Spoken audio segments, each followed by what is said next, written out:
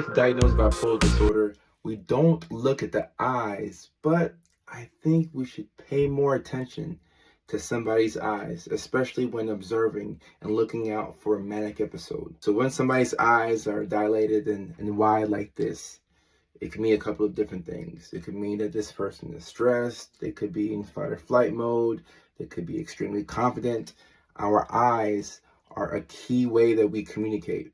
The majority of communication is actually nonverbal. When I'm talking about autism, I also have to bring this up.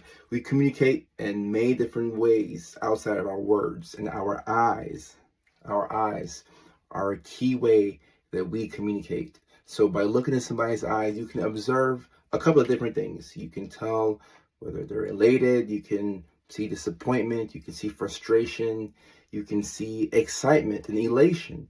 If somebody has been up for days on end with very little sleep, their speech is extremely rapid. It's hard for you to get a word in when you're talking to them. They have all these different ideas that they want to do. They have a hard time going to bed, having a hard time shutting your brain off at night. You have a hard time with all these racing thoughts. You feel anxious and irritable and restless. There's a good chance that you'll see some of that in their eyes. And this is not in the DSM-5. There's no observable way to diagnose mania. And mania is a distinguishing feature of bipolar disorder. So if there's no mania, there is no bipolar disorder. You need some form of mania in order to be diagnosed with bipolar. So hypomania and bipolar 2. And keep in mind with bipolar 2, you also have to have depressive episodes to meet criteria for bipolar 2.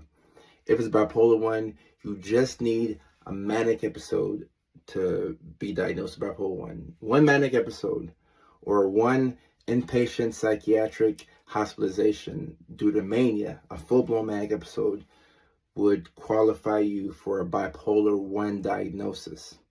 So when you have mania or some form of mania, there are some key things that you'll see in somebody's eyes that could be an indicator that you're approaching this manic state. And a lot of times when you have so many ideas in your head and you're so excited and you want to talk and you just want to get all these ideas out, you can see that in somebody's eyes. You can see a sparkle, a twinkle. You can pick up on the fact that there's a lot of excitement in somebody's eyes. And likewise, if somebody is sad or they're extremely tired, you can also pick up on that as well. In bipolar disorder, when you go many days without sleep and you become manic, for the first part of that manic period, before you hit that depressive, phase, you see this excitement and all this overabundance of energy.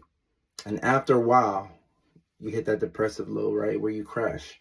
You can also see that in the eyes. You can see somebody who is just extremely tired and they've lost that sparkle, that twinkle that you see in somebody's eyes when they're manic or when they're becoming manic.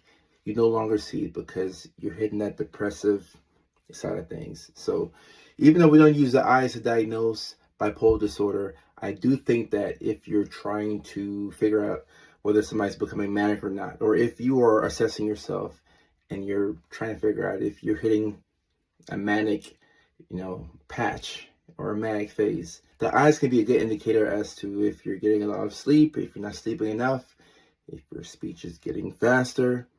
And I say all this to say that we should just pay attention to the eyes. It's not how you diagnose bipolar disorder, but manic eyes are a thing, and we should pay attention to it.